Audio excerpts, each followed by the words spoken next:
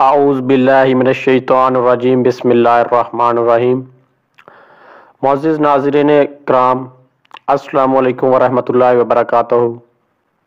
ناظرین محترم، social media پہ بہت سے فتنے گردش کر رہے ہیں۔ ان میں ایک فتنہ مرزا جہلمی کا بھی ہے۔ مرزا جہلمی، پہلی بات تو یہ کہ وہ کافر ہے۔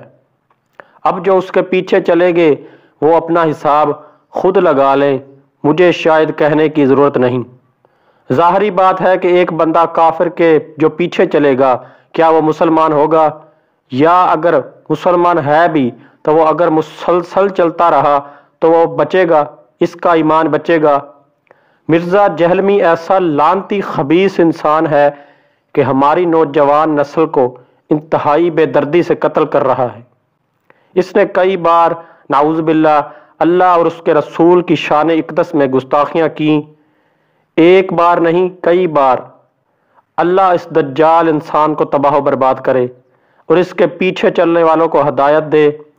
یاد رہے کہ یہ مرزا جہلمی مرزا قادیانی کا بھائی ہے۔ مرزا قادیانی کافر تھا تو ظاہری بات ہے کہ اس کا بھائی بھی کافر ہوگا، اور یہ کافر ہے، اس میں کوئی شک نہیں۔ یہ اللہ کے ولیوں کی شان میں بھی بہت سی گستاخیاں کرتا ہے۔ چھپ چھپ کر سامنے آنے کی تو اس میں ہمت ہے نہیں، کیونکہ یہ جھوٹا کذاب لعنتی۔ اور ایک بات یہ کہ یہ جہنمی کہتا ہے کہ یہ اسلام میں اورل سیکس جائز ہے۔ استغفر اللہ استغفر اللہ، اتنا بڑا جھوٹ۔ حالانکہ اسلام میں تو کوئی شخص دوسرے شخص کی شرمگاہ تک نہیں دیکھ سکتا، نعوذ باللہ یہ لعنتی کہتا ہے اورل سیکس جائز ہے۔ اسلام میں تو بندہ اپنی بیوی تک کی شرمگاہ نہیں دیکھ سکتا، حالانکہ یہ حرام نہیں ہے، ناجائز ہے، درست نہیں ہے۔ اسلام میں اس کو درست نہیں کہا گیا کہ ایک شوہر اپنی بیوی کی شرمگاہ دیکھے۔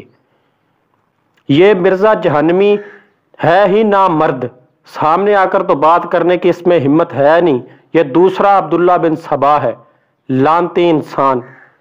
ناظرین محترم، خدا را اس سے بچے، خاص طور پر اپنے بچوں کو اس لعنتی انسان سے بچائیں۔ وآخر دعوانا ان الحمدللہ رب العالمین۔